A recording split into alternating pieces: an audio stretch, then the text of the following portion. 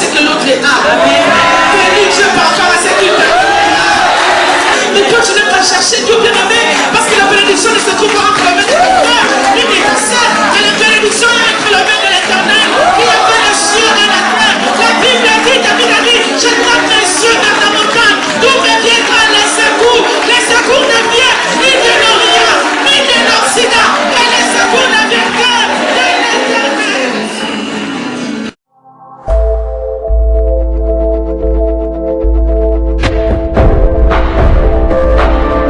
Témoignage nanga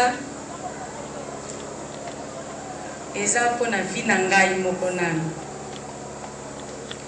Nga naza mwana moko na botami, naza 5e na libota na biso, tozalaki 8.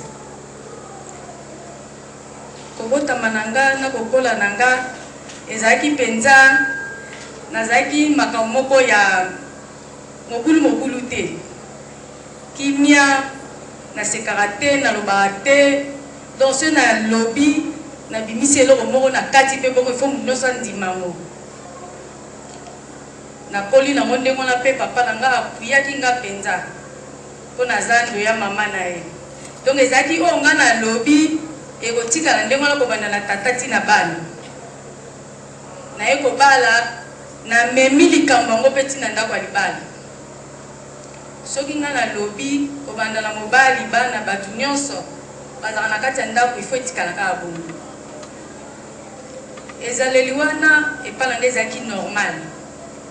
Mpe nazalaki ata so nasali likambo epala nge ezalaki te ke opardon nga pardon epala nge ezalaka te.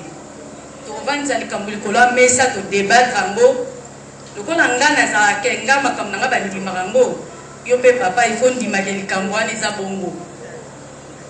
Donc débat ifo esalama nga nabima na raison. Pardon nayebaki yango te. Ebandaki kodéranger mobali na nga makasi. Abandaki koloko mwasi ya ndenge nini asengaka pardon te. Nabime mutu asengaka pardon ifo azala fautif.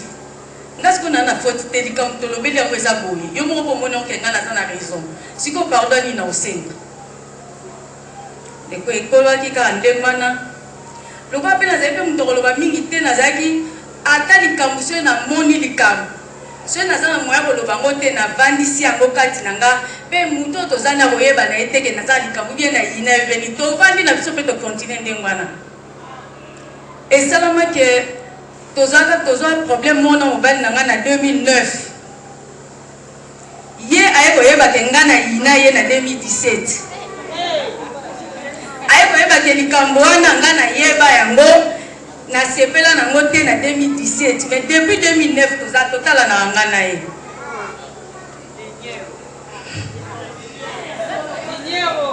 Sikoyo tovandaka kaka ndenge wana ntango naye kokota na voix de la femme ere wana biso ntongo tokotaki ezalaki invitation te bouche à l'oreille ndinga moko abengi nga na ye naye kokuta na voix de la femme nga nabenga yango ti lelo tableau.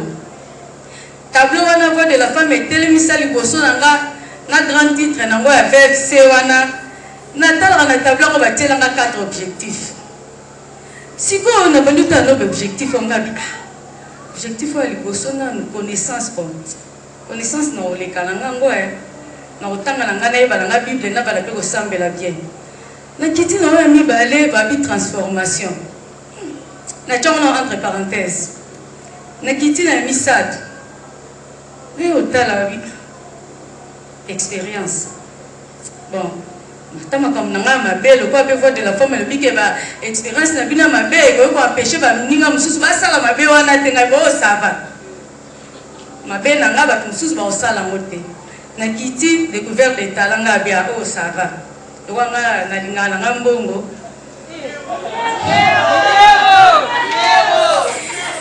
ngabi o ya suka onde muninga nanga na zungeli ya mibale wana transformation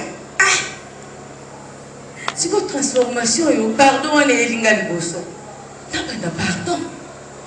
nakobanda pardon ndenge nini mokomoso tovandi mama esi biso alobi soki ozwi likambo kolukaka te likambo wana ovandisa yango donc osipa yango likambo soki esalami il faut bodebatre yango esila mokolo wana bozwela yango solution ngabi tableau wana voix de la femme ezotalanga kaka naye kotala lisusu bayebisinga balobi nga mutu abizaleli ya kobomba makambo wana eleki naye kotala lisusu nga yabi parti mosusu eye kokomelanga nde ndongo likambo ya kolimbisa nga bozomona nga nde nazawa depuis 2009 wana bazosambela mpona mobali nanga te bozomona mama paster ake liboso atindi sujet de prière alobaka bobondela mpona bandako na bino yo moko bimisa mobali na yo bimisa bana na yo bimisa makambo nyonso mpona nga mobali na monoko ezalaka te so mpe kotindi sujet obondela mpona mibali nga nasotaka yango nalobaka nanga yango te nga na banda kobondela mpona mobali nanga te motema wana nakanga yango kaka mais chaque fois tableau wana voix de la femme ekoma kozongela nga moko mosusu nazwa décision monga abi lelo pende esili tozalaka mpe na mama moko a voix de la femme abi sikoyo ndenge ozoloba boye décision ozozwa soit okotikala voix de la femme ou bien okobongisa likambo oyo atanga natika voix de la femme raison nini na opesa donc ekomelanga lokola fimbu na nsima mokongo la voix de la femme konto eloko nyonso nalingi nasala soki natali kaka voix de la femme parti boye elobi boye eloko boye elobi boye eloko boye elobi boye omona nga mona mizongisi motu nayebisa bino bamama na nga nazongela kosambela mpona mobali na nga bino moko boyebi mwasi asambelaka mpona mobali te ndako wana ezalaka ndenge nini nga nakangaka motema mobali na nga na banda kotanga kombo na ye te na losambo mais sikoyo tableau voix de la femme wana ndenge etelemelanga nakoma kobondela mpona mobali na nga nakoma mpe soki likambo esalami nalobaka susu te koyo totia yango na mesa tosala deba esila nakoma eza mosomona kaka na bibon limbisanga nalekisi yango donc voix de la femme ekotisa pardon na monoko na nga voix de la femme ezongisa ngai soki likambo eza tobimisi yango todebatre yango tosilisi yango voix de la femme ekoma kosala ete ata soki nalingi na agir nasimpose ndenge na banda kosala wana tina kanisi kaka voix de la femme eza nazongi nsima alleluya vraiment nga nabenga yango tableau elongwaka te telema liboso elongi nanga boye baenseignement oyo tozwaka wana mikolo na chaque jeudi mardi na butu epa nange ekoma tableau miroir donc chaque fois soki ozotambola okanisi olingi osala boye yo wana ozongi motu tolekisaka maloba wana te tomana banda komona nga bi koloba bien bozoloba na bino me kosalela yango nde problème mais sikoyo pardon nakoma koloba yango nakoma koloba pardon nakoma mpe bomba su makambo na motema te nabimisi mbala moko donc na changer mpenza likolo voix de la femme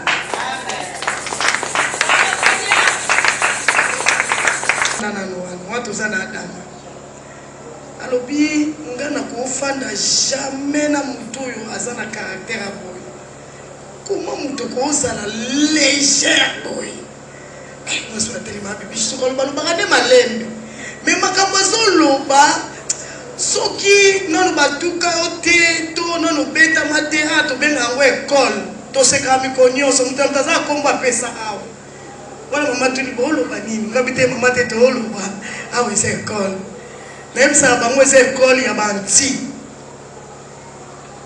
soki na ndako ozalaki empoli to na libala awa okokita soki oyekola komikitisa te na voix de la femme okoyekola komikitisa po eza ekole soki osalaka mosala te totuni ata mosali osukoli basali nde na ndako nasukola basali te mais soki oye na la voix de la femme okoyekola kosukola basali eloko mosusu lisusu na ekole la voix de la femme elakisi biso dimension ya évangélisation tosala ngo me totika ngo kala omona mama bunda nakala donc tokobanda bunda likambo évangélisation même na basuspension tozwaka likolo évangélisation mais ça biloko kotuna mosusu abi asa nazanga mosali naye nanga bahonoraka nga naye na batitre na nga mais soki osongi awa ene ekole il faut motu nyonso asala nini abukana mama azalaki soki soki atali alobi soki ochange te etikali mikolo moke na obenga na yo oke mpe na ndako ofandi bosutuka mama bina moni yo 2 jours na ndako ozokende gombe te seki osali likambo moi mpe naloba eza te mpo biko nyonso mama simba fimbu mama bibisha abeti na naza fruit ya bafimbu ok na telemi lelo mpe nakomi koloba ta mpo na modération oyo seke nauti mosika seke nazongi biso na témoignage ya liboso nalobi ke te nauti nazoka esengo ya kotelema liboso ya grand-père mpe naloba mpo bafimbu nazwi mpe nazokoma kaka kozwa mama soki atalioka yo mama nangina kende mama bikoke te mama nafandi mpo mama monaka mama te nafandi 3 jours nangina songa na mama bi te oyo eza kozonga ndako te oyo apele oswi namona te mama nzambe apambola yo vous avez bâti un grand travail na ministère nanga oyo namiyebaki te mais lelo oyo ntango bazoloba bacoach na bavoi donc nga mpenza nazali mari oke mutu azosenga azali na grâce mais ifayaki bacoach bazala pembeni na kofanda pembeni ya bacoach omonaka se mpe analobaka te makoya bwasio yaka yo bagangelaki ojour wana kosa eso eloko te siko nazongi bina kobandela ndenge nini me na lisungi ya molimo mosantu na bamama oyo bafandi bazolakisa ete balobi atobali te fani na kimia omoni yo atosali likambo kobata mama bisoka atali yoka biso yo yaka yo nga namoni te nalobi mama ayebaka ndenge nini ata nalobi nao alobi tozokosa na bundani nango ntina talinga nobomama nini seke na mitika ntango nazwi décision nga mona nalobi ke te il faut na se conformer na ndenge nzambe alingi nakobatama mutu te naa na problème mutu te mutu abenganga eza nzambe pendant que nazwaki décision na lelo na santé nakoma libre na kosalela nzambe ozosanti soki natelemi ata nalingi naloba ta Jean 3:16 onction oyo nayebi te mama tozala banionga kofuta ya bandimi il faut tofuta mpo lelo tokomi na honneur ntango tozoloba liloba nzambe mpo na connaissance ekoti à part connaissance wana mpe transformation oyo ezosalema na bavi na biso nzambe kaka nde moto apesi biso à travers yo yango topesi yo merci mpo ozali lipamboli na kongo mpo na kongo baza te baza me baza mokie il faut koluka mpo découvrir bagrâce ya boye yango napesi merci yo mpe oyo nanu oyoka. Oui, voici la présentation de la vision de la voix de la femme servante au Congo. La voix de la femme servante au Congo, VFC en sigle, est une équipe de femmes et non un groupe. Car dans un groupe, il y a divergence, tandis que dans une équipe, nous poursuivons un même objectif. La VFC a vu le jour en Angola, il y a cela plusieurs années. Elle est dirigée par sa servante, l'apôtre Maria Bibisha Wamba, avec qui nous pouvons glorifier le Seigneur pour ces grandes visions qu'il a données ici au niveau du Congo, qui au-delà d'être un apôtre du Seigneur, est également une conférencière, auteure de plusieurs ouvrages, une formatrice et un coach pour plusieurs. La vision de la VFC se subdivise en 3 parties. En savoir, première partie, ce sont les objectifs. Nous avons 4 objectifs que nous poursuivons. La première, c'est la connaissance. La VFC aide la femme servante à emmagasiner la connaissance de la parole de Dieu pour être bonne dans le service divin. Nous allons le voir dans le livre dans l'évangile de Matthieu 25-21. Et deuxième objectif, c'est la transformation. Nous voulons rappeler à la femme que la mise en pratique de la parole de Dieu emmènera la transformation dans sa vie. Car la parole de Dieu en elle n'apporte pas seulement la connaissance, mais aussi sa transformation. Selon l'évangile de Matthieu 18:3. Notre troisième objectif, c'est l'expérience. Et la voix de la femme servante permet à la femme de faire valoir son expérience de vie. Car toute vie vécue dans le passé à une ou plusieurs leçons à retenir pour l'avenir. Ainsi, il y a certaines expériences qui feront de toi un échantillon, un modèle pour les autres. Nous allons le voir dans l'évangile de Luc 1, 26 à 44. Et pour terminer sur les objectifs, notre quatrième objectif, c'est la découverte de talents. Ici, nous devons savoir que la VFC a également la mission d'aider la femme leader à découvrir les capacités que Dieu a déposées en elle, en dehors des capacités spirituelles, c'est-à-dire des talents qu'elle n'a pas encore utilisés. Et dans notre deuxième partie de la vision, nous allons voir, il y a les 10 verbes de la création ou 10 étapes de la vie ministérielle.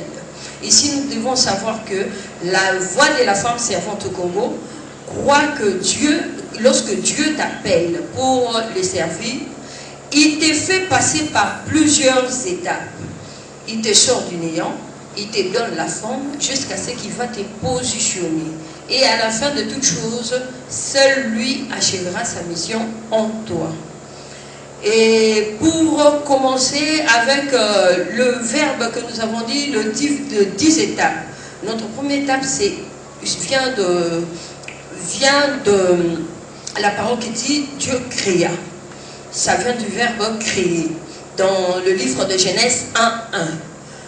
Et dès là, nous devons savoir que tu ne peux pas servir le Seigneur si Dieu ne te crée pas. C'est le Seigneur nous sort du néant et nous donne lui-même de la forme. Dans notre deuxième étape, c'est l'Esprit de Dieu s'émouver, qui vient du verbe s'émouvoir. C'est dans Genèse 1, 2. Ici, la personne est vide et informe.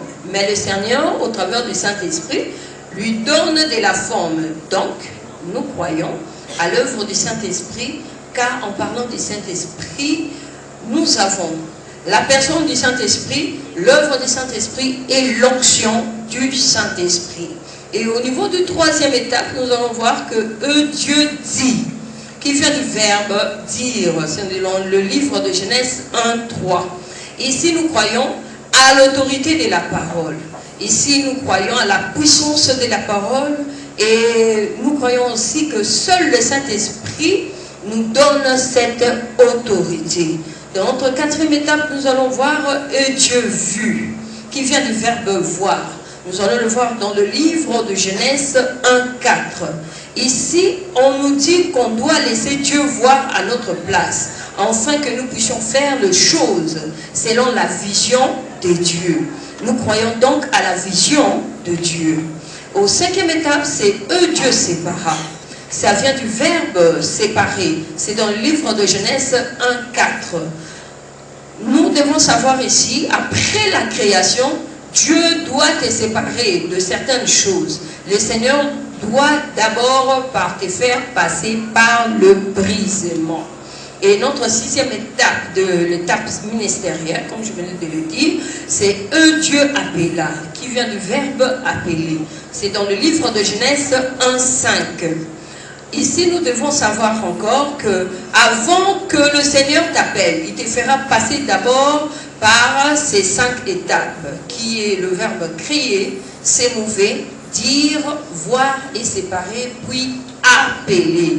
Donc, il crée sous l'onction du Saint-Esprit, il te donne de la forme, il te donne de la parole avec puissance, il te donne de la vision, il te brise en te séparant de certaines choses, puis après il finit par t'appeler. Et nous allons conclure dans ça. Si Dieu t'appelle, lui seul, il va t'équiper et te positionner. Et notre sixième étape est dans la parole de Dieu fut, qui vient du verbe faire. Nous allons le voir dans le livre de Genèse 1, 7. Ici, nous devons savoir encore que seul Dieu te donne la capacité de faire les choses. Notre huitième étape se situe sur Dieu le plaça, qui vient du verbe placer. C'est dans le livre de Genèse 1, 17. Nous devons comprendre ici, si Dieu t'appelle, c'est lui peut te positionner. Et notre 9e étape, c'est Dieu le bénit, qui vient du verbe bénir. Nous allons le voir dans le livre de Genèse 1, 22. Nous devons comprendre ici et connaître que si Dieu t'appelle, la bénédiction vient après les 8 étapes citées précédemment. Et au 10e étape, nous avons Dieu acheva, qui vient du verbe achever. C'est dans le livre de Genèse 2.2. Ici, nous devons savoir que nous sommes comme un chantier. C'est Dieu achève sa mission avec nous.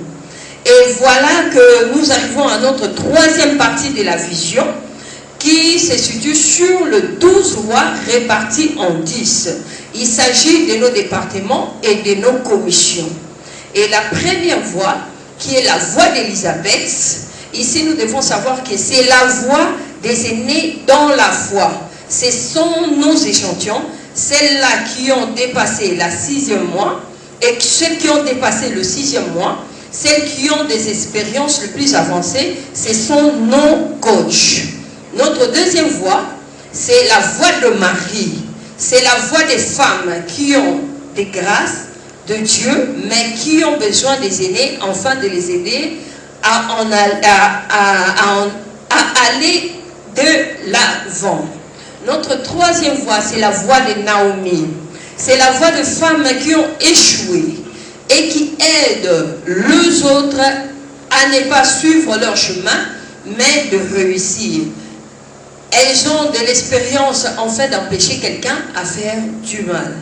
Notre 4e voie, c'est la voie de Arès, comme on l'a dit précédemment. C'est la voie qui réunit 3 voies en elle. Il y a la voie d'Abigaël, de Ruth et d'Esther. C'est la voie de femme en général. Là, on parle de la femme en général. On aborde la question de la femme sur tous les plans. Comme nous le constatons que nous sommes en convention toute cette semaine, la convention de Arès. 5e voie, c'est la voie de Séphora. C'est la voie des femmes d'un leader spirituel. Ça peut être un pasteur, un apôtre, un prophète ou un évangéliste. C'est la femme de ministre de Dieu.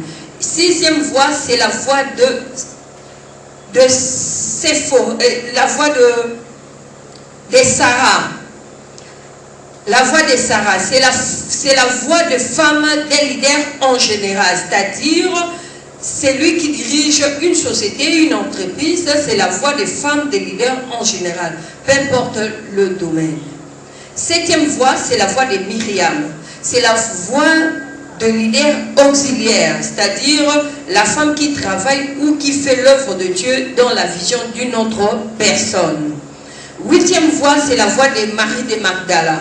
C'est la voie des femmes qui ont touché à des fétiches, qui étaient possédées par le mauvais esprit, celles qui ont fait des alliances démoniaques.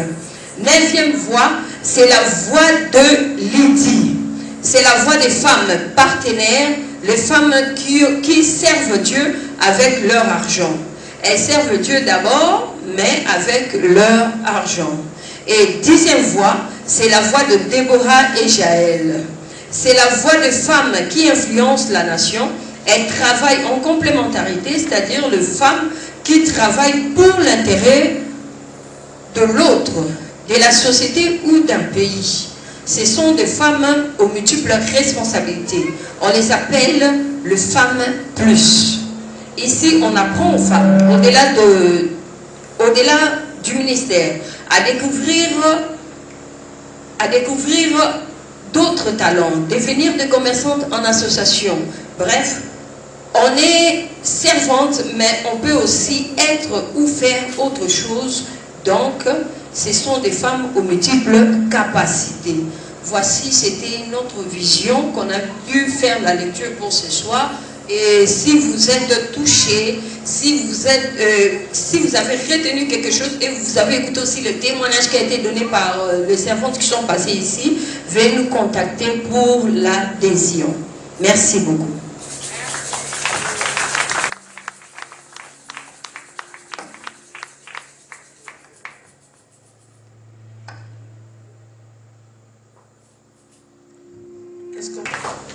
recevoir la grâce.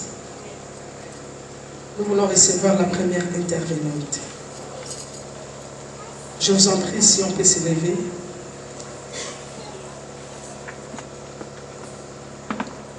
C'est une femme qui parle bien de la part de Dieu. Et c'est une femme qui a la grâce.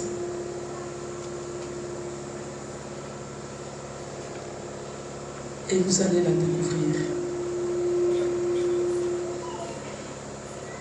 Je voudrais vous présenter cette femme. Une femme qui a Dieu en elle. Et une femme qui est une bénédiction aussi pour la voix de la femme servante.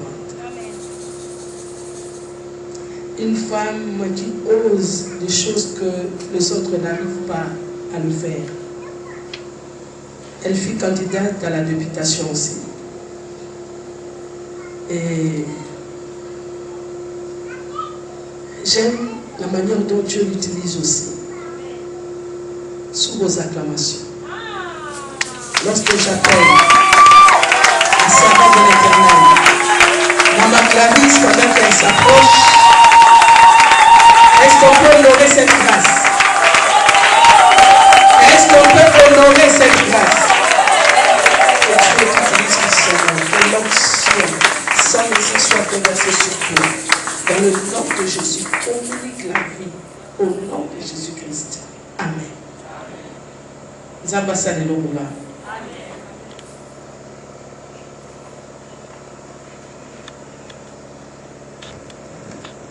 Amen.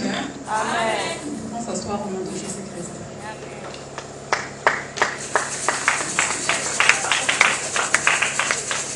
Avant de commencer, j'aimerais dire merci à notre Dieu qui m'a fait grâce de se tenir devant vous ce soir. Que le nom de notre Seigneur Jésus-Christ soit loué. Deuxièmement, avant de commencer, j'aimerais dire un grand merci à l'ange de l'Église, notre pépé, le docteur Emmanuel Karma, notre pépé, pour cette marque de confiance vis-à-vis de moi. Bien-aimé dans le Seigneur, ceux qui m'ont dit que le cher rendu que cher les a cher. Bati que l'amour m'outunions tout. Quand tu dis que nanzela cher au bas ministère minge kauka, et ça na l'église et belé ba matisa batuna cher, comme matana bango et kausa l'église mususu. Mais tant nous taper sur confiance. Il y a côté les mains, il bosse est cher, faut à la reconnaissance, il y a côté ça et merci. Et je dis un grand merci encore à notre maman, mon coach, l'apôtre Dibi Shawamba, pour la confiance. En tout cas, je ne sais pas comment dire, maman, bah merci et belé la cobandate colobason qui n'a pas sa maman la biso merci. Pour eux, na commis les lots et ça, qu'on a nde bande comme ça bazo les cabazo témoigner nga pe na yaki na makamu na nga o ezalaki vraiment que non ya makas mais grâce ya maman bibiche biso nyonso tozu ba fimbu tozu ba formation le lope to komi côté le makoloba vraiment j'ai dit un grand merci à maman coach na nga ibenge na ngai donc nzambe lola afambola yo. On va prier. Cher Saint-Esprit de Dieu, je m'abandonne entre tes saintes mains, car la parole Dieu, c'est poussé par l'Esprit que les hommes ont parlé de la part de l'Éternel. Cher Saint-Esprit, me voici, je me laisse faire, utilise-moi. Salelanga na pokwa lelo lolenge no salelanga ete. Loba katinanga, enseigner katinanga, visiter peuple no katinanga. Molimo mon sang, laisse que la femme que je suis, je puisse disparaître. Que ton esprit réside en moi. Utilise-moi puissamment, cher Saint-Esprit de Dieu. Nazana konzima etenda kwa lelo. Mwasi moko, mobali moko, oyazana kati nesika oyo. Akobima pamba te. Akoyeba na kozwelo moko ya mutuya na kata ndaku oyo. Ndaku oyo ko pambola foyer moko. Ndaku oyo ko pambola mwasi moko na pokwa lelo. Que gloire et kozoka kake pai na yo de na lobi boye. Merci Seigneur Jésus-Christ. Amen. Amen le maman. Amen. Amen le papa. J'espère que tu es en forme. Je crois que le Saint-Esprit est présent. Sans le Saint-Esprit, je ne peux pas travailler. Moi, je travaille qu'avec le Saint-Esprit. Dans le ministère à Saint-Esprit, ma casse. Pour poser ma molly, mon sang, tout cas, si n'a pas bani à Korobati.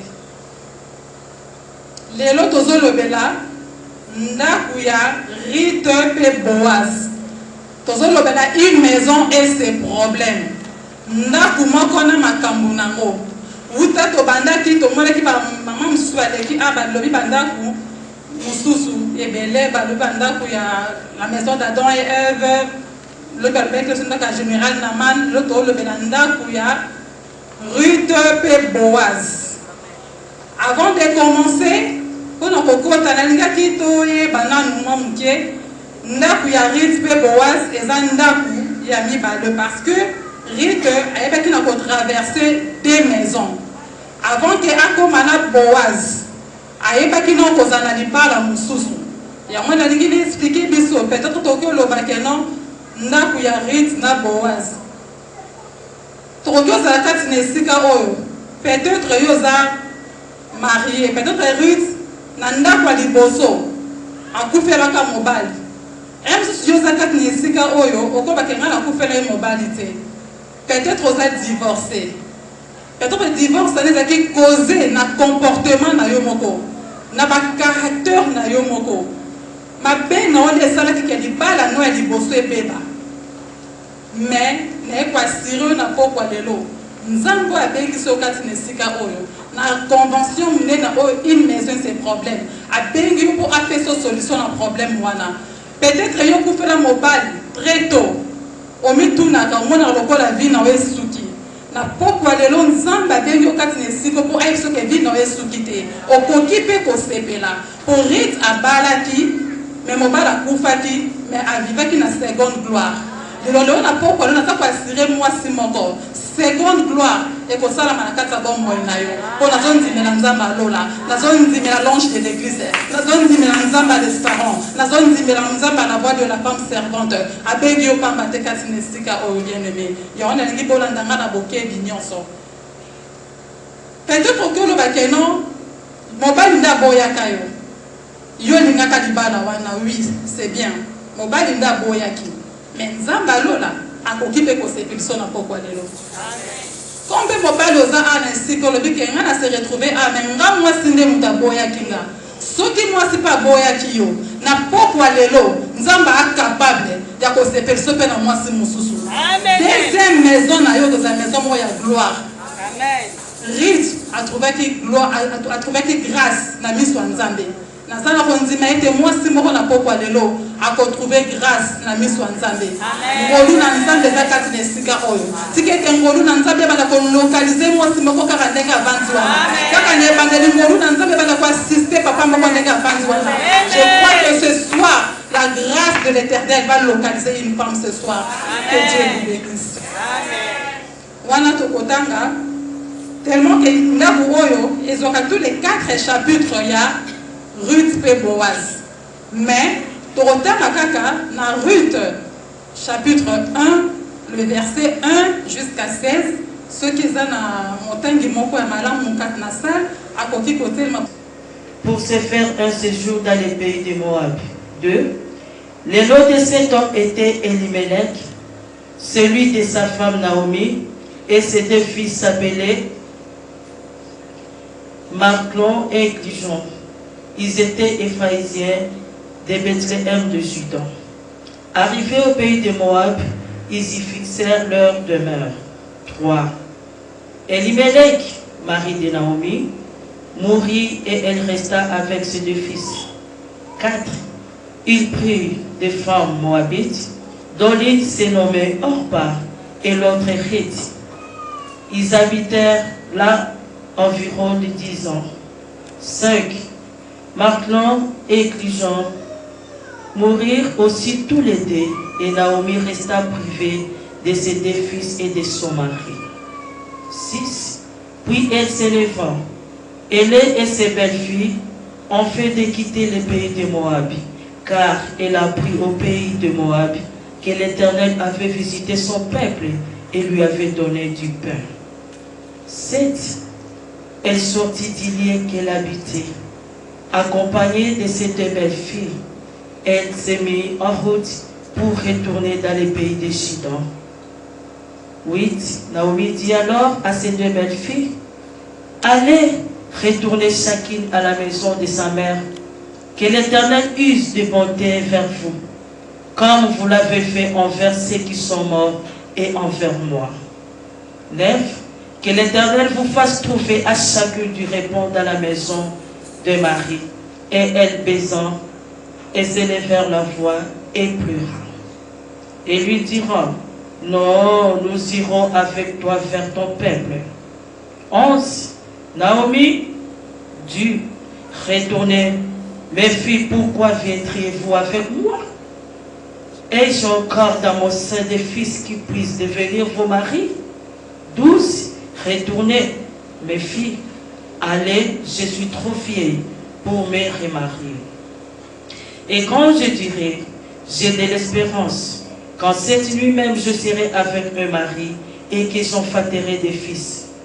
13. Entendriez-vous pour cela qu'ils grandir, refuseriez-vous pour cela de vous marier? Non, mes filles, car je suis dans une grande affliction de ce que la main de l'Éternel s'est attendue contre moi. 14. Elle allait vers la voix et pleure encore. Orp, et pleure encore, et pleurait encore. Orp abaissa sa belle-mère, mais Ruth s'attacha à elle. 15. Naomi dit à Ruth, voici ta belle-sœur est retournée vers son peuple et vers ce Dieu. Retourne comme ta belle-sœur. 16. Ruth répondit, ne me presse pas de te laisser, de retourner loin de toi, où tu iras jurer, où tu demeureras, je demeurerai. Ton peuple sera mon peuple et ton Dieu sera mon Dieu. Parole du Seigneur. Amen.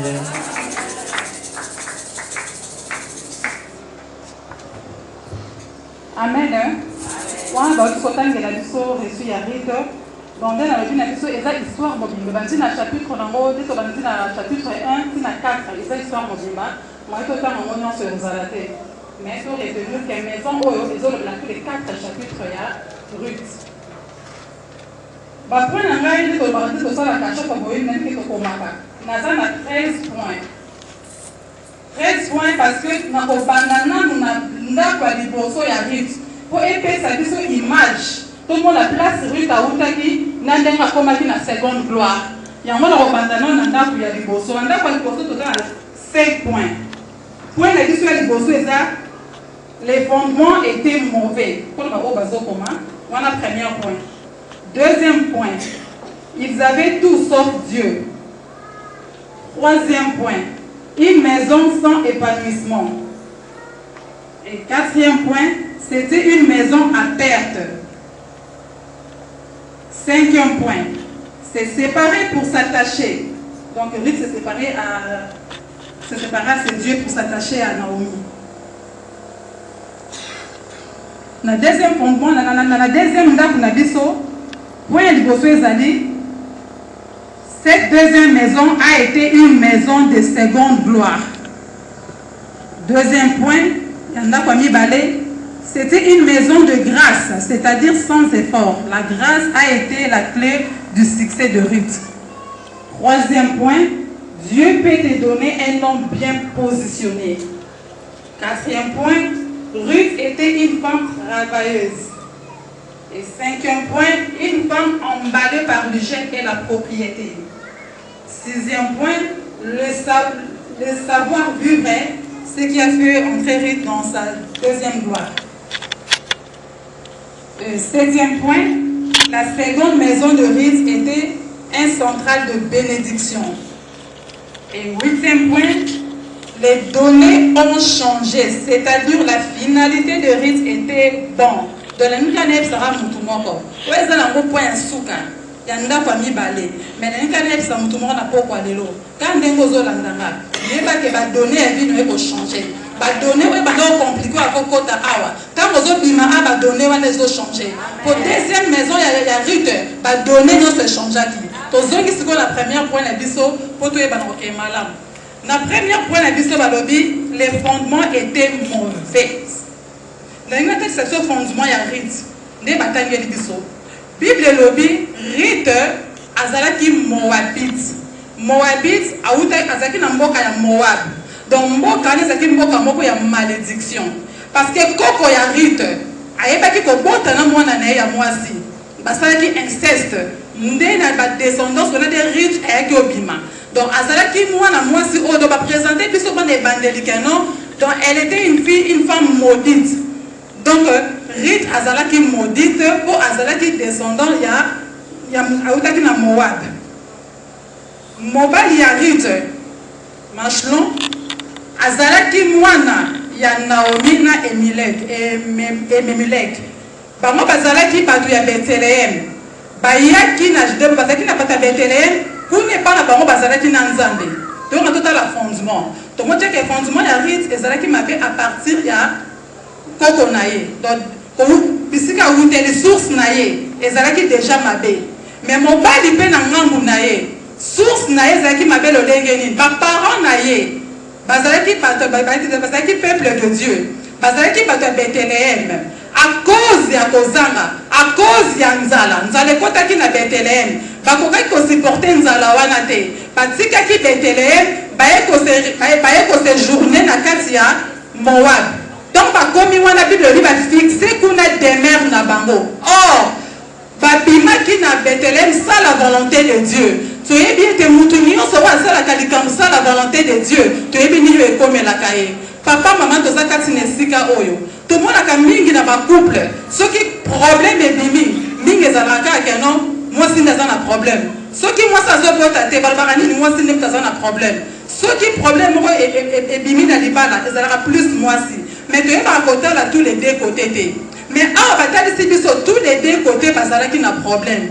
na pokwa lelo nalingi mama moko papa moko jeune sœur moko avanda amizongisa kati na ye maison oyo eyemema biso na prise de conscience ya koyeba source na biso po lelo toaccuse bapasteur toaccuse baeglise toaccuse bamibali toaccuse basi mais or tobandaki tozobosana ke source nini touti peut-être source non oyo outi oyebi yango te obotami na famille oyebi makambo elekaka na famille na yo te obali libala oyebi te makambo nini elekaka na famille mobali wana bobalani mpe sa volonté ya nzambe botuna na bino mpe nzambe te sikoyo ntango makambo ekomi koya bokomi koloba nzambe atiki biso non nzambe atikaka baoyo aye te luka ndoyeba source na yo bisika oyo outaki ntango koyeba source na yo ndo komona makambo ya vino ye kochange yango nalingi na pokwa lelo nzambe asala mwasi moko ngolu nzambe asala papa moko ngolu ya koyeba source na ye kaka na pokwa lelo ata na butu ya lelo ata na nzela ya ndoto nzambe arevele yo source na yo ya libota na yo ya koko na yo oyo ata omona te makambo esalama na famille na yo ntango yo ozalaka te oyo ekomi lelo kopese na couple na yo ekomi lelo kopese na vie na yo oyo ozokangela bato mosusu bandoki oyo ozomona nzambe atiki yo me nzambe alola asala ngolu ya korevele yo source na yo mpo ekozala nzela délivrance na yo na pokwa lelo nzambe apandola mama moko bible elobi ke source na bango mibale ezalaki mabe kote oyo mobali azalaki na problème te ezalaki baparent na ye baparent nde mutu bazwaki bana na bango balongwe na Bethlehem baye kosejourne na kati ya Moab donc bana bazalaki na volonté te ezalaki volonté ya baparent ndenge tomonaka mpe lelo eza na baconséquence mosusu ozovivre na vie na yo eza masumu baparent basala mpe baya mitema mabe sa bayebisa bino bana keno omoneli bana no esimba te nga papa nakotaka boye nga papa na abandonaka nzambe nga papa nasalaki eloko boye alobi te me yo ozosouffrir na mosala ezosimba te na ndako ya libala ozosouffrir parce que eza na malédiction ya nzambe likolo ya baparent na yo pamba te mutu nyonso oyo akendaka libanda ya nzambe malédiction ya nzambe ezalaka likolo na ye bango babimaki sala volonté de Dieu bakendaki bango moko na pokwa lelo mwasi nyonso oyo malédiction ya nzambe eza likolo na ye à cause ya baparent parent nyonso oyo oza kati na esika oyo moko oyebi kosala eloko moko lelo ekomi kopese na vie ya bana na yo il faut se repentir na pokwa lelo il faut fongola motema na yo il faut lobela bana na yo vérité mpo bazala libéré bakende au nom de Jésus-Christ de Nazareth.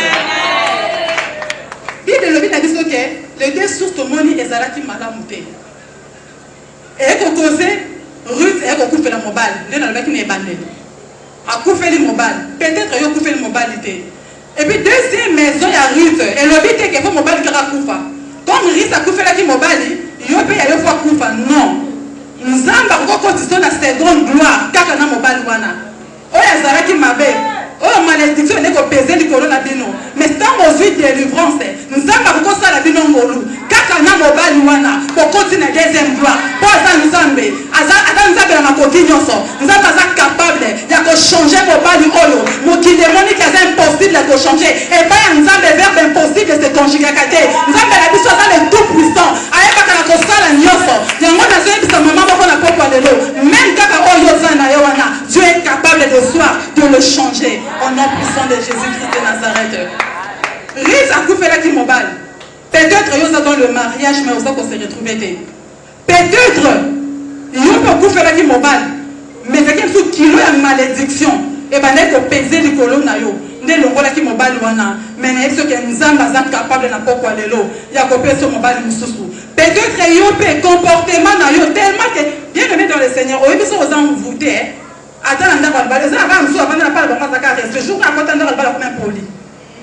Sont tellement envoûtés, on va réclamer la banque, on n'a pas la vie, non. Ce que yo monde qui m'a pas dans salon mabe, impolitesse 0-0. Donc les balles de coufi pour yo mo kon des malédictions à famille na yo. Ils ont pesé sur yo et comme ils sont impolis, moi pas la vie non non, mabe moi c'est impoli non va na nete. Quand on dit ça quand chez les parents, nazolu comme moi c'est ministère, nazolu comme moi ça ko respecter nga. O comme ko tamu sa mobali sango. Mobali mabe afinga kanga, mais on zo pense na source ni oyo wuti. Ah maman na pokwa le ko la source na yo. Na pokwa le ko la source na yo. Luto yeba maman. Dialogue fait dans la couple. Moi, si on va faire que solo là, dialogue n'est que ça, la belle à découvrir, ma belle ou tiwati. Pourtant, pour ce solo là, mon belle a fait solo, ah, c'est qu'on a famille, la diso, qu'on a ngahi, a dit mal à malek nangai. Donc, moi, la gamme, c'est ma comme c'est ça, ma famille, quand vous avez une femme chrétienne, on va, ah bon, il y a mon amour dans ma cambresse, ma ratenzo kandé, malédiction, elle sous comportement, moi, na autoboti, et où tu t'es boy. Mon belle fait donc pour ce solo là, je peux y dire, eh, ma quand tu papa nangai, je me suis là, la boutou à yaka, à simbara nangai. A toi, le but que le match a compris, inceste ça là, donc moi, c'est la poste de délivrance. Ce qui a l'ingio, a le cas de délivrance, au moins, la 15 ans, à cause de la binobolam, il y a un important dans le couple, pour pas cause de la dialogue. Papa, maman, Lucas pour créer terrain à dialogue dans mon bal nayo. Jeune sœur à tous la fiancée dans nos balités. Lucas pour un dialogue dans fiancée nayo. Peut-être que fiancée va zo boya yo moi ce qui tourne ma boya kokaka. Peut-être malédiction na yo pour tous dans nos balités. Pendant que nous qui la délivrance héros yo. Pour on compte la coupe de ma qualité. Lucas délivrance héros dans le Libanda. Parce que Rita ça me compte là qui déjà. Bien sûr qu'il y a quelqu'un qui n'est dans la famille on va dire la malédiction, mais c'est à côté qui m'a pas accueilli. Na pokwa lo nzamba salongolu nzamba fongola mayele na yo est la quoi les sapoter o sa prise de conscience na pokwa lelo o tala ba comportement na yo est-ce que ba comportement na yo wana eza vraiment moi na nzambe ça la prise de conscience pour lelo ko lo kwane tika yo mo ba le ka solo lelo il faut tika yo il faut makambo changer na kombo na esmasia. Voilà le premier fondement. Ils avaient tout sauf Dieu. Parce qu'ils avaient accepté de quitter le lieu où il y avait Dieu pour aller dans une ville où il n'y avait pas Dieu. Donc tu peux expliquer. Place où nous avons bazate, parce que nous avons bazate, pour la nini. Baoutaki namboka on zamba zalaki à cause de maman. À cause de basi mingi ba cause de la troisième personne na katanda kuna bango ba même malédiction bien aimé dans le Seigneur le l'homme makambezo simbate maman to ko rasunza la te to ko suko mona muninga che kabelo te tant muninga che kabelo tonton na papa dengi yo beaucoup dans un restaurant na coin on dit mo ba oyeba na été a simbi a toucher tant mo rozo na posa na mobile malédiction ko ta sa ligne kosi bana babanzi ko kufa na ndako makambo ko mikoya zokande mo ko porte. Pour la nuit, kozanga kozala mutema munene ko ba ko patience kozanga patience Naomi na mobile ne bazanga ki patience il fallait qu'il batika la bisiko nzamba zalaki atanza la mama kanga mana nzambe ata kozanga bien mais na yoka te mutalia mabanga ata batu nyonso bazanga na vida ba témoignaka akoloba ke na yoka ki nzala bana tongo ba donc na kopa ki ba 23h45 nous avons fait des miracles. Nous avons fait la permanence. Après qu'il y a lipa nadiaki, maman salam nous avons motema. Et puis tant de commis malbé, Jésus Christ revient bientôt. Lui il dit qu'on allait faire le cas après la lipa. On dit qu'on allait faire Elamba, ma sœur, réponds-toi. Troisième point d'abord. Une maison sans épanouissement. Une maison où la présence de problèmes était permanente. Notons, vous pouvez tout avoir, mais sans Dieu, cela annulera tout. Par le sans épanouissement. Bien aimé, ndako nzamba zate. Ata bosomi biloko ya cher. Ata baloko no saba faire moko ekokende liboso te. Épanouissement ekozala te. Po nzamba za na kasa ndako na bino te. Bisika nyonso nzamba zalaka te. Ado bandi eloko. Bien aimé dans le Seigneur. Et là, on est recommandé à soukate. C'est important de nous ensemble dans la vie. Et ça, assurance, il y a vie. Et ça, assurance, il y a faire. Et ça, assurance pour s'épanouir dans la vie. Sans la présence de Dieu dans ta vie, dans ta maison. Épanouissement, vous allez bien aimé. Je crois dans le témoignage qui l'a dit. Dans la vie, il y a un bandaka qui bala na beaucoup. Na beaucoup na zaka premier fondement. Beaucoup. Mais quand on est côté Nzambe, fondement ndaku nanga. Ah, makambo elelisa yanga kala, elelisa yanga lisusu te. Et puis natika la veille te. Na koma mwasi na monaka. Nzamba koma kolakisa nga nyonso ekoma ndaku nanga avec koma. Donc na koma mwasi moko épanoui. Je vous dis la vérité, sans la présence de Dieu, sans kozala nzambe, épanouissement kozala te. Na pokwa lelo, nzamba sunga mwasi moko, acha nzambe lokola fondement na ye pour s'épanouir na nyonso azosala, à s'épanouir na vie na ye dans le nom puissant de notre Seigneur Jésus-Christ. Wana zalaki troisième point na biso, na mda kwa liboso. Quatrième point, c'était une maison à perte. Parce que les fondements de Dieu étaient mauvais. Or, le mariage n'est pas une perte, mais le bénéfice. Si tu sens qu'il y a la perte dans ton foyer, fais un travail spirituel. Là où il y a le ténèbres, la finalité, c'est seulement la perte dans un foyer. Il faut qu'il y ait un dialogue, sinon le manque de dialogue conduit à de pertes énormes. Ah, balobi, ezalakinda kumoko ya perte, rite l'el reperdre mon balinaye. Bien aimé, si comme ça mazalité, peut-être au bout de mobali wana à cause de malédiction. Peut-être mobali wana qui est là que ça a la volonté à nous embêter. Bien aimé dans le Seigneur, puisque on nous mazalité, perte na perte, au moins on perdre bana, pas avortement à répéter. On se comprendre pourquoi na sakara tout ça pour ça avortement. Au komi ko luka bandoki, au komi ko luka. Est-ce que nzambe ndaza moboko ndaku na yo? Nandaku ya Ruth, nzamba zalaki moboko te. Ya roba de pour vivre kaka vie, ya perte. Ne ba yebisi biso. Papa mariage c'est le ka perte te. Tant nzamba zo pambola libala, tant bazo pambola libala. Tant nzamba sali Adam, tant alobi a créé elle semblable, a créé kengo te pour perte zala wanaki et bazala nango. Atinda ki bango kutu ba se multiplier. Va remplir la terre. Mais là, comme on a un couple même sous 15 ans de mariage, 20 ans de mariage, est-ce que vous avez volonté de savoir? Bien aimé, tous ont la source. N'a pas quoi le à prendre conscience il y a source ni o ya uteli. Mon pas la fille rafinga kayo, le boye ba pona ni bien aimé. Et ça n'a pas si nous sommes retalés au tournier, moi ça va botailler, to va sanzailler. Mais ce qu'on y a que si comme au balo à baleta moi sokolé siko. Alors la scène n'a salité. Alors la scène n'a sa propreté. Bien aimé au tournier, on balo oyo. Azamutu, toi azamutu te. Yo ça qu'on vient moi siana. Mais tellement malédiction ça les colonnaillés. Mon balo a monné le quoi mutu mon kalata ça qui tawonda. Donc il y a des maladies super autant bon balo autant. Malédiction et zipi mobile vis moi kitoko ezate ozone na la kaka partout na sera moi qui tourne mobile va bala mona ke loko monte pona nini malédiction et zipa beauté na yo le loko nzamba loko nyonso elata yo malédiction elata longi na yo il faut mobile na mona ko moi kitoko il faut mobile na sika ko bimalibanda aka na makaka na yo alors moi si loko la ya salité bien aimé comme Tamara lobi yango di bala malaba bombela banani basi ya malamu nzamba bombela banani yo sana ndaka mopane ba omono kitoko te ya lelo zwa kanda omona banga bande ko ba maison oyo to oseka lo na poso seka na te lo ma poso so kanda ya vina yo poso ni wane umeli seliba wane umeli par échec à répéter wane umeli lelo zo kanda ya bolimo il faut bima na situation ana et quand nous avons ko sakana te eza moziki te babi une maison et ses problèmes oyebe na rencontre oyo ozongi ndongo zalaki te ezeke zala benga mama bibiche te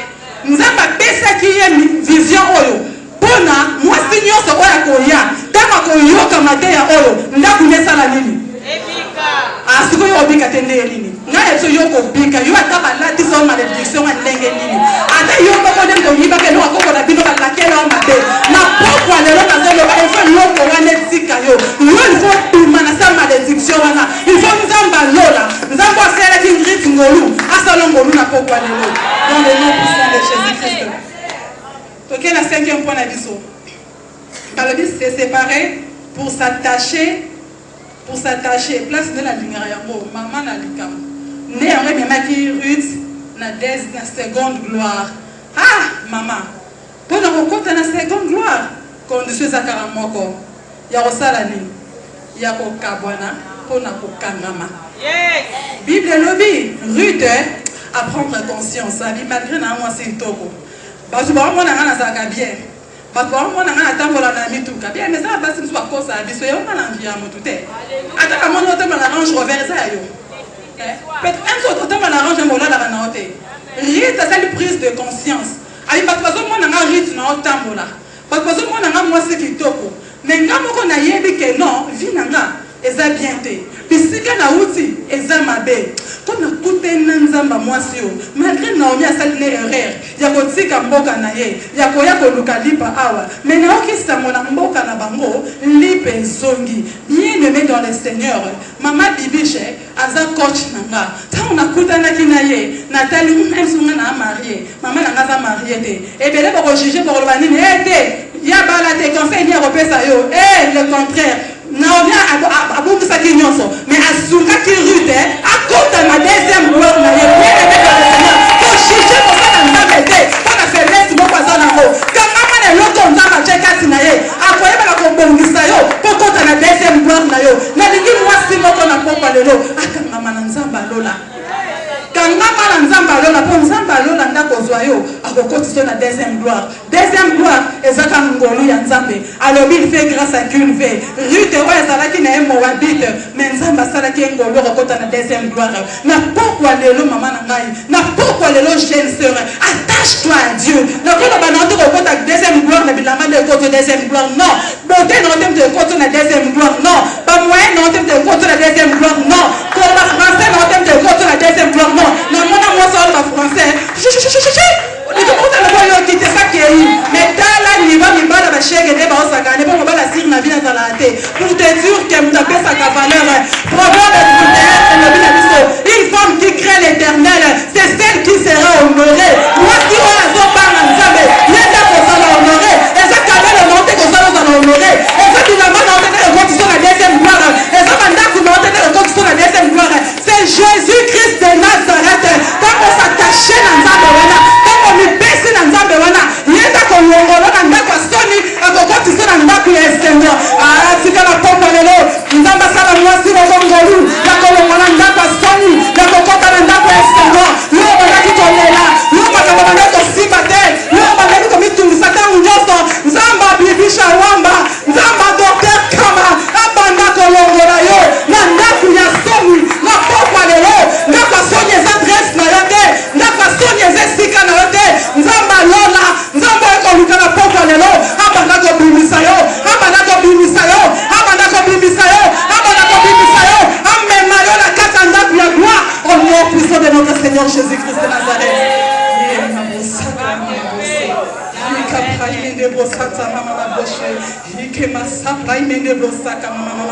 Oh Jésus, bien-aimé, on appelle la vie qui est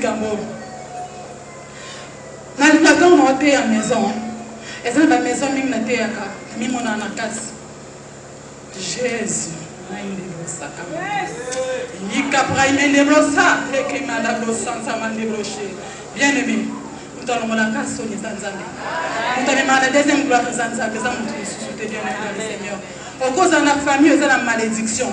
Bafande no bazo ba décision ba boya yo ba seme ki ba lingana ba ngoyo te ba camarade no ba sepela na ba ngona yo te mais ce qu'on a nzambe on est ki mbanda o ba seme ki ba zo lingaye on est ki mbanda o ba camarade ba zo apprécier yo tikala na nzambe yo ko landa mobali partout te yo kangama na nzambe luka nzambe na ba jeune luka nzambe na ba prière akofongola bien aimé lelo yo église o kutongo ezaboye. Maman côté ça m'attend ma comme besoin bébé dans ma côté ça ma retraite ah bien mais je vous dis na lala a na carte église ba fenêtre zate pas porte zate oh nyo se bon mon zate on va informer vite oser ba te église comme ça ndengeni mais na lala na kwana maman miezi maman Nico mais na si kimbe tu wana donc la surprise de conscience m'habiter nous revendre de la carte d'honneur jusqu'à où ma kamnanga zo simbate non continuer pour la kana mbeto wabi. Maman a dit lala na kasi to la tala mama tikinga kela na ndako aye nzambe na kufie na osuka ndeni mais comme na saiki na pensa comment na changement na vie nanga je vous dis ce qui est vrai na la première tour na la deuxième tour je vous dis maman za na ba maman na msu na ko constater makambo comme ko changer match banzo bongwana makambo ya nge ko changer ba na tike na ko ya bisinga na bika isinga Clarisse dans un temps on ya te menzamba pambolo na bi ko te ya malamu. Mais ce n'était pas facile. Ce n'était pas facile. Peut-être que le nom de Bango Boy, mais les animaux à Missou. Ma cola maman dit biche, et ton dans la main à Missou Nangaï.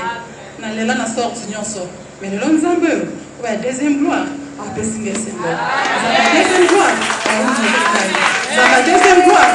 Ça dit qu'il n'a pas la dévotion à l'eau Nangaï.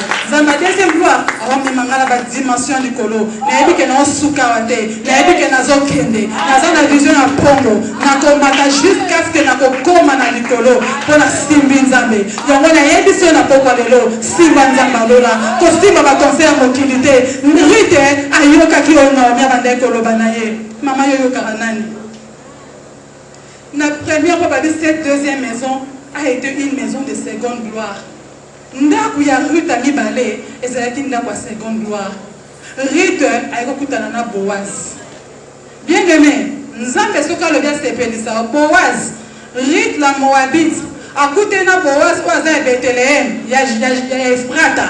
Hier Ruth au hasard qui m'a malédiction. Bien aimé, moi donc tant Nzambe kokaka. Au moment grâce à Nzambe yaka la vie à Moutou. Ata président de la République pour comprendre ata tiki gomé atiki wapi azo kota na bumbu na sena serembao azo camoufler azo lukaka kayo yo batiki yo na makala batiki yo na kasabu batu ni président so lukanini ali na luka ngolu ba lukaka mwe sike zami ngolu ba sakate ngolu ba lukaka mwasa ngolu ba saramaka mude mwasa ngolu na mabali na simate mwasa ngolu ba ndakandeye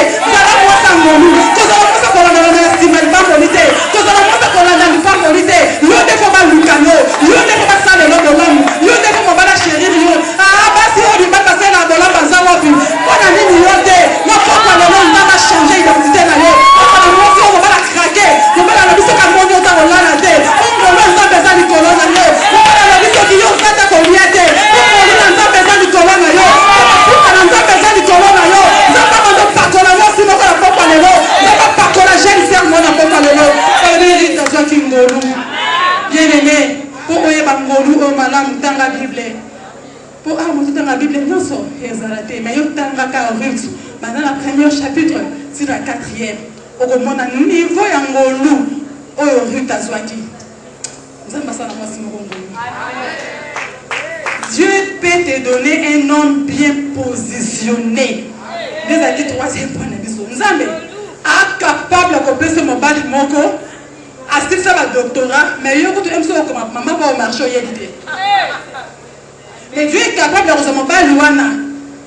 Amemi eti na niveau na yo mobile ali na ndimi ngamo na talisa o na ndimi akolobi oh moi ça ndenge parce que c'est histoire à Ruth na Boaz parce que Boaz a aucun jamais combat la Ruth pour parce que batamboka mon côté mais Boaz alinga kaka Ruth ndenge azalaki wana yango na ebisi moi si moko la poko lelo Nzambe capable ya koza mutu moko sa au placé ko zindela yo pe yo kaka na ba défaut na yo kaka na ba erreur na yo kaka na ba situation numéro ya dépassé, nous sommes capables de pour faire la route ensemble pour faire une femme heureuse. Nous voulons quitter la moitié de notre peuple dans le nom de Jésus-Christ. Quatrième point, la vision Balobi, Ruth était une femme travailleuse. Maman, tu as dit que tu es à 7 ans. Balobi que Ruth a dit moi c'est mon papa pour ça là. Ngolu, c'est bien. Mais Ruth a bandé pour qu'il glané na champ ya Boaz. Ndé bisika Ruth a monara Boaz. A monaka na ndakote. A monaka na kolela lelate. A monaka na ba société. Mais Ruth a bandé pour qu'il sala. Pour la nini allier sa belle-mère na ye. Pour la nini papa lukelo ka kolia. Maman, e msuna nzela musala. Ndeko kutana Boaz avina yo. Pour na osuka sola Boaz mo na pokwa lelo. Yo ba benga ke tula. Na oka sola Boaz.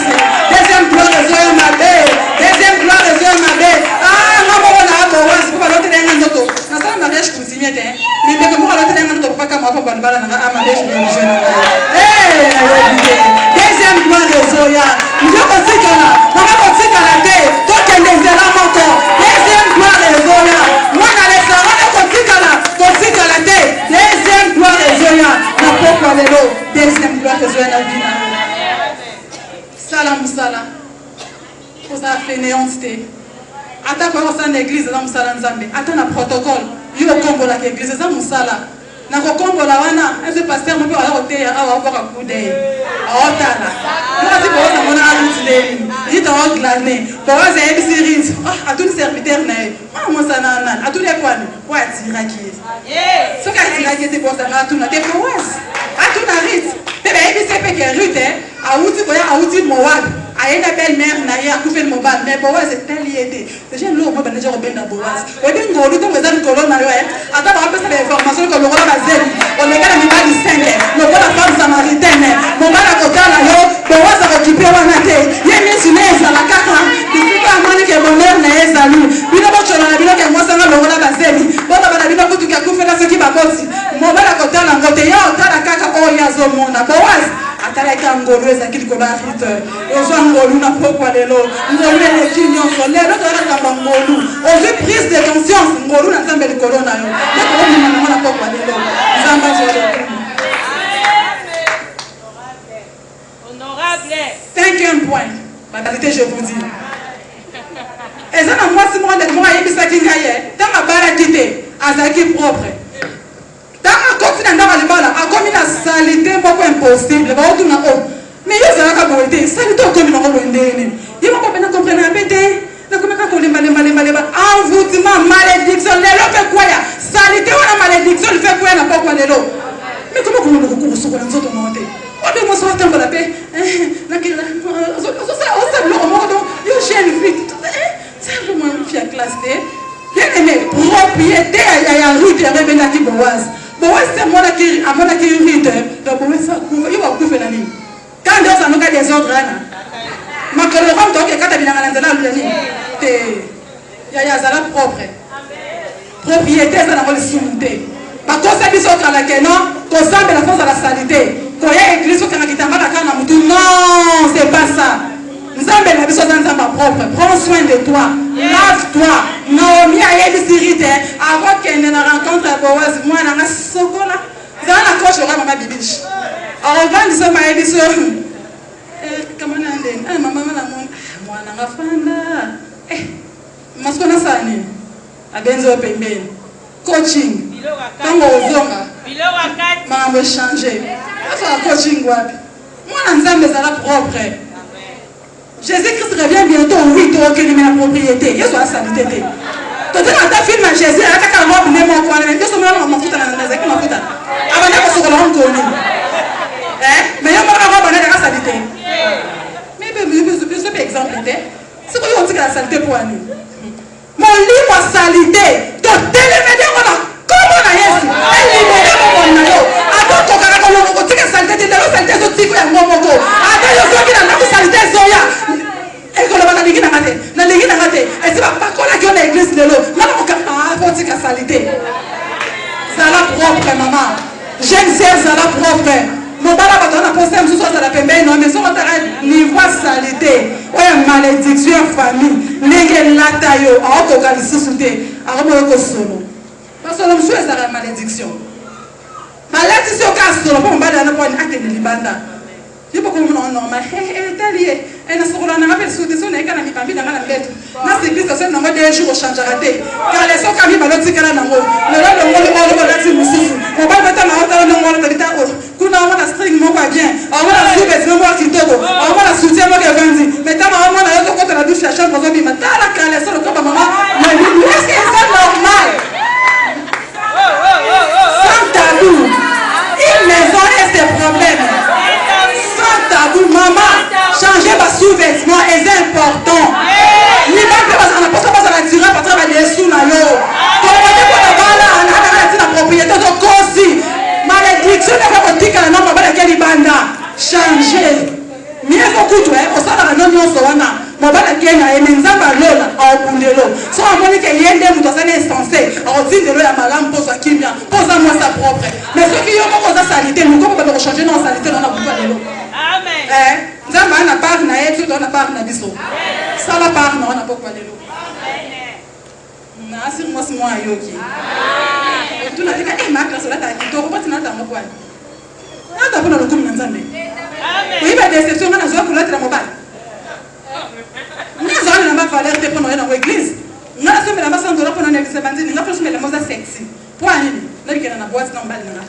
na c'est pour ça mobile na mais donc nous allons nous allons otala ngata moi so ngana benye po sela nga yo ali na c'est pour ça parce que zana bana so onyonga o mobile kenda ka bimatika ka yo o mona ko za bien ça qui to wala mobile akiparate atika ko kenda kaka na moni ke valise bilamba sexy le ke belé l'église ko mutier yese ko ba bimana ko pena ngai pete na sa nini na bien na tiki na baleki boya ko so la bilamba sexy 4 years za cambio na tonza ta jipa ya liputa ko na l'église bien aimé ce qui nzambe sa tie mo sapi alors bien ko sana ya ye kana mana ezala propre mena ndenga malamu amen nzamba pangola moi c'est moko amen 6e point na biso tozo chité ba bi le savoir vivre Rite azalaki na savoir vivre yango pesa moko ya qualité ezaki Boaz alinga ye po Boaz ayokaki lisolo ya Rite et pas ba serviteur na ye ba yebisi ke Rite auti na Moab ayena belle-mère na Naomi ba yebisi Boaz nyonso oyo Rite asalaki pona Naomi et c'est touchaki motema ya Boaz bien aimé dans le Seigneur savoir vivre c'est très important koza kempolite yoko tuna famille na botela mwana comme Jean-Marc Cécile na ngo okomana ko manke ba mama bokilwana ba epi musikali pamboli no eko yate na pokwa lelo yeba koza na savoir vivre eza moko ya qualité o efungwela batu ba porte Rita yeba kite savoir vivre na ye yango nde bana ko sa esala ke Boaz azala attiré par ye bien aimé yeba ko fanda na batu sunga batu izala bien na batu nzamba ko salela yo et puis 7e point, Balobi, la seconde maison de Rite était un central de bénédiction et une source de bénédiction, une racine de bénédiction. Parce qu'on dit bénédiction 3 fois. Bien aimé, l'élo, ndakumami balé, et c'est la source à bénédiction. Bénédiction financière, bénédiction matérielle, bénédiction spirituelle, bénédiction à forme nyonso. Yo ko en abondance. Ndenge ba tese ce dimanche peut passer. Nous avons ko déverser bonheur na ye, ako déverser abondance na ye katina yo. Yo ko la mwasi o kele la te. O ko en abondance parce que au côté na deuxième gloire na yo. Et puis 8e point, les données ont changé, c'est-à-dire la finalité de Rite était bon. Les données ont changé, la finalité de Rite était bon. Ce qu'on a dans le chapitre 1, bataille sibisonini, malédiction, il y a Rite. Nengenini, autaki na bikota ouest, c'est qui inceste.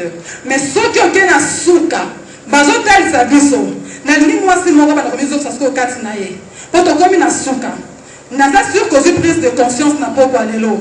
Na risque qu'on a émission le comment va souka va pousser au sambela na poko alelo. Rite on va présenter qui sur la première chapitre kazaki moabite azalaki mosa malédiction. Na souka na va présenter biso Rite comme qui la grande mère de Jésus-Christ de Nazareth. Dans la lignée à Rite de Jésus-Christ abimaki. Si quelqu'un n'a pas quoi l'élo, yo moi si on a sonné, yo moi si on a malédiction, yo moi si on a qui n'a pas pokwa lelo lisolo ya suka ya vie na yo ezala lisolo moko ya esengo ezala lisolo moko na kochanger lisolo ya kala na pokwa lelo nzambe abanda kochanger yo ndenge achangeaki vie ya Ruth bato babengaki Ruth na Moabite mwasa malédiction mais na suka nango babongolaki maloba bakoibongola maloba na bango na pokwa lelo ntango ozobima bato bande komona o mwasa soni bakochange maloba mpo oza lisusu mwasa soni te tika ete mwasi moko abanda komizongisa kati na ye ayebisa nzambe alola nzambe oyo asalelaki Rute abanda olongola soni kati na yo mina mibondela mizongisa kati na yo tozobondela bien aimé dans le Seigneur. Rite oyo na premier chapitre babengaki ye Moabite mwana mwasi ya inceste mais na suka Rite ayaki kokoma la grande mère de Jésus, la grande mère de Jésus, la grande mère de Jésus. Lelo na poka bakobengo nani, lelo na poka bakobengo nani, lelo na poka bakobengo nani. Yo mwasi ya soni, yo mwasi ya mawa, yo mobala bandeko nyokola. Histoire nazo changer kaka sikoyo. Na poka lelo, lobite kaka sikoyo bien aimé. Banda ko senga nzamba ngolu, banda ko belela nzamba ngolu.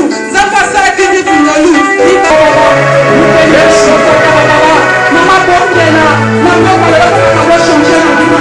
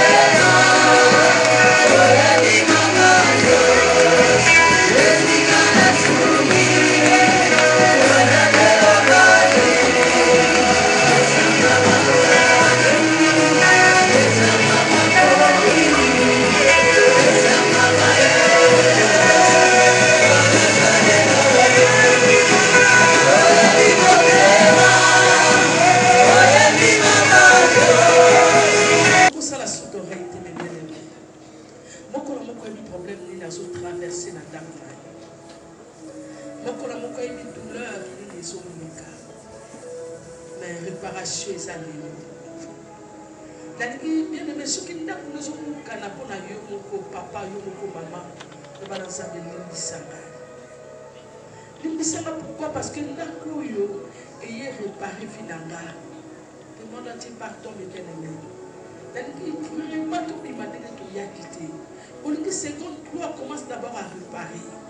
Et c'est comme ça que l'erreur étant une femme, tu n'as pas bien accompli ton rôle.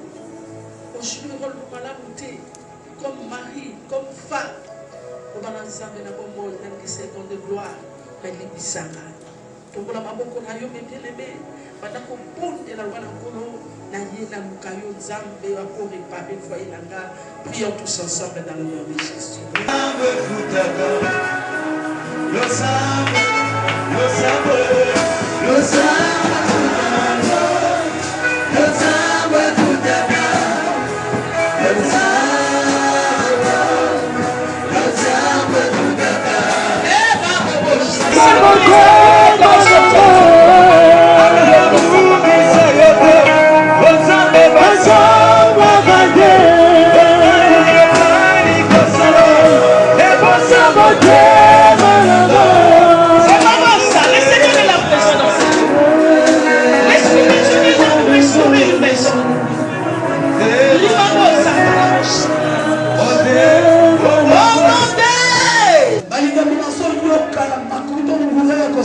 Je sens que Dieu a un plan merveilleux pour une femme.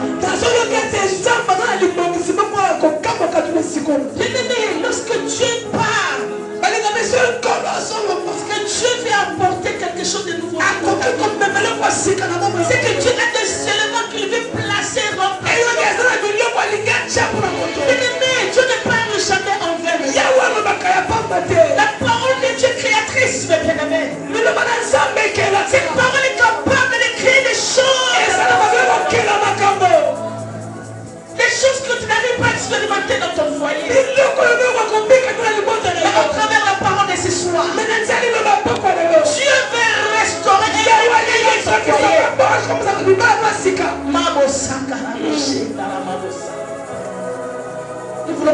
l'autorité de bien-aimé. Contre tout ce que l'ennemi peut planter sous plan. Ce qui t'empêche d'être heureux dans le foyer. Ce qui t'empêche d'être heureuse dans ton foyer. Je ne sais pas qu'est-ce qui se passe. S'il y a une mémoire dans ton foyer, il y a une solution qui a été faite il y a 3 000 ans. Nous voulons briser toute malédiction. Cela a été résolu sur la croix. Brisez tout ce qui vous empêche d'être heureux. Détruis le plan de l'ennemi. Détruis la courte choix, mes bien-aimés. Cela au nom de Jésus. Sa prière vient la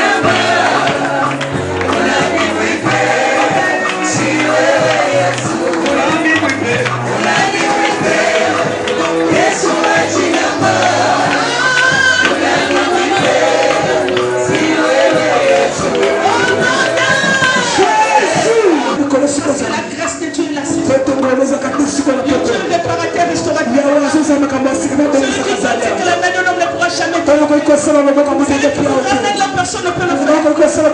Dieu précieux vivant est là. Nous croyons à la restauration divine. Nous croyons à la main de Dieu dans ce lieu. Nous croyons que Dieu restaure une maison. Nous croyons que Dieu répare une maison. Le Dieu de mon Père est là. Le Dieu de mon Père est là dans ce lieu. Ton mari ne mourra pas. Ta femme ne mourra pas. Quel que soit le plan de l'ennemi, mais le Seigneur, travers sa parole, a restauré un couple. Il y a un plan d'esprit de mort dans une maison. Je sens que la mort a frappé dans une maison. Tu sens que les diables avaient hanté la vie de quelqu'un dans la maison. Les diables avaient agi dans ta maison. Il y a une mémoire dans ta maison. Parce que l'esprit de Dieu me dit que t'as dit. Le Seigneur est là ce soir. Restaurer. Reçois la restauration. Reçois la restauration. Reçois la restauration. C'est là au nom de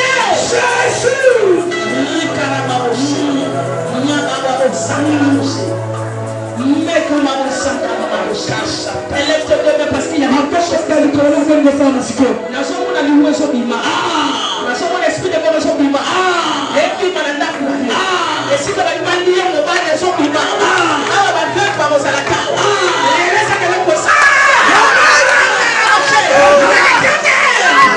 dieux de mon Père agissent sur ta vie.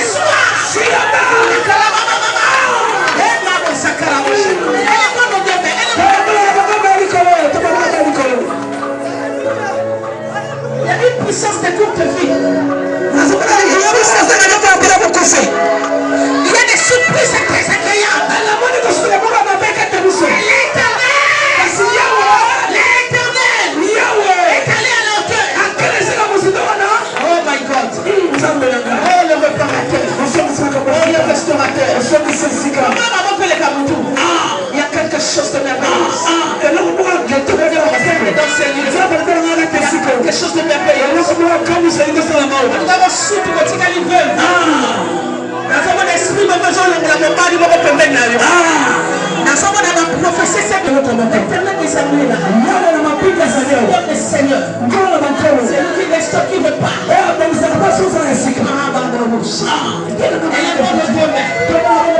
C'est simple. C'est le réparateur de brèche. Le réparateur de brèche.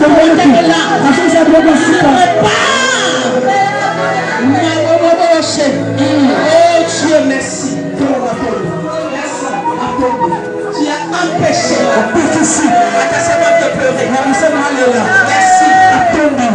Merci.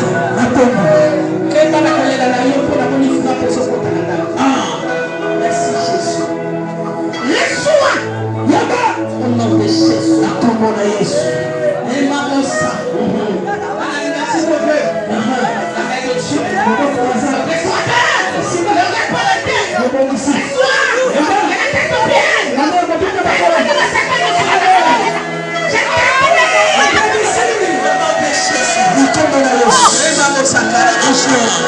J'empêche l'ennemi d'agir sur ta vie. J'empêche l'ennemi d'agir sur ton mari.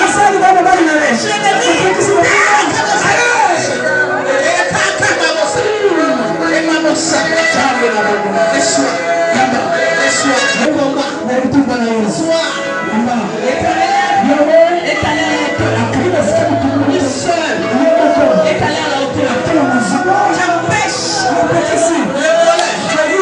que les gens disent que les mercenaires, le voleur de mari, Maman Sakarabo,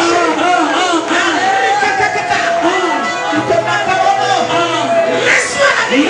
Le diable a programmé l'influence maléfique. Je vais la mettre. Il va déclarer au Kobalate.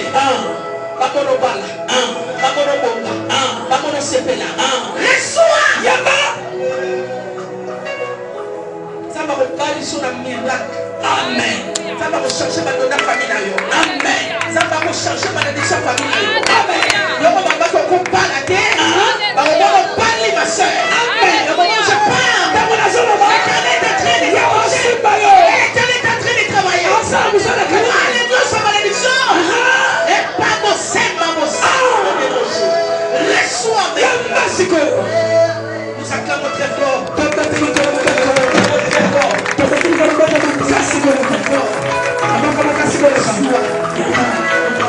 La voix c'est que l'autre a.